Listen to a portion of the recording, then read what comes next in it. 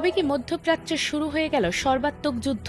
আকাশে ক্ষেপণাস্ত্রের ঝড়, মাটিতে সাইরেনের আর্তনাদ, আর ঘণ্টায় ঘণ্টায় বদলে যাচ্ছে পরিস্থিতি। যুক্তরাষ্ট্র ও ইসরায়েলের যৌথ হামলার জবাবে ভয়াবহ পাল্টা আঘাত হেনেছে ইরান। তেহরান থেকে তেল আবিব, পুরো অঞ্চল এখন টান টান উত্তেজনায়।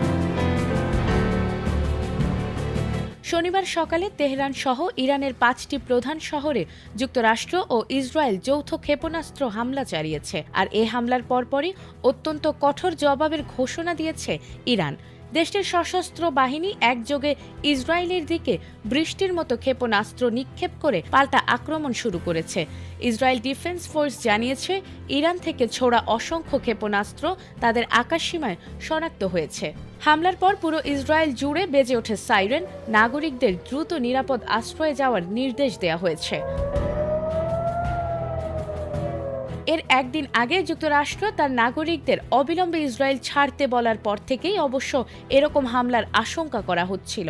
আগামী সপ্তাহেও ইরান যুক্তরাষ্ট্রের কর্মকর্তাদের মধ্যে পরমাণু চুক্তি নিয়ে আলোচনার কথা ছিল, কিন্তু এরই মধ্যে ইরানে এই হামলা চালিয়েছে ইসরায়েল। ইতোমধ্যে তেহরানের বেশ কিছু এলাকায় মোবাইল ফোন যোগাযোগ বিঘ্নিত হয়েছে। এছাড়াও ইন্টারনেটও বন্ধ হয়ে যাওয়ার আশঙ্কা রয়েছে। আইডিএফ সতর্ক করে বলেছে, ইরানি ক্ষেপণাস্ত্রের বড় ঢেউ সীমান্তের দিকে ধেয়ে আসছে এবং আকাশ প্রতিরক্ষা ব্যবস্থা সর্বোচ্চ শক্তি দিয়ে কাজ করছে। তবে তারা স্বীকার করেছে, প্রতিরক্ষা ব্যবস্থা শতভাগ নিখুঁত নয়। এদিকে ইরানের উচ্চপদস্থ কর্মকর্তারা আন্তর্জাতিক সংবাদ মাধ্যমকে জানিয়েছে, এটি কেবল পাল্টা আক্রমণের শুরু। তাদের ভাষায় এই জবাব হবে শত্রুপক্ষের কল্পনারও বাইরে। তেহরানের ইউনিভার্সিটি এলাকা ও সুপ্রিম লিডারের কার্যালয়ের আশেপাশে হামলার পর সামরিক নেতৃত্ব আরও কঠোর অবস্থান নিয়েছে। ইতোমধ্যে ইরান তাদের আকাশসীমা বেসামরিক বিমানের জন্য বন্ধ ঘোষণা করেছে।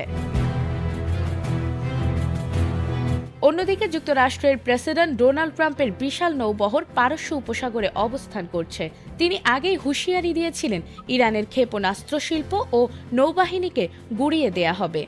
ফলে আশঙ্কা জোরালো হচ্ছে, এই সংঘাত কি সীমিত থাকবে নাকি পুরো অঞ্চলকে আরও বড় যুদ্ধে ঠেলে দেবে।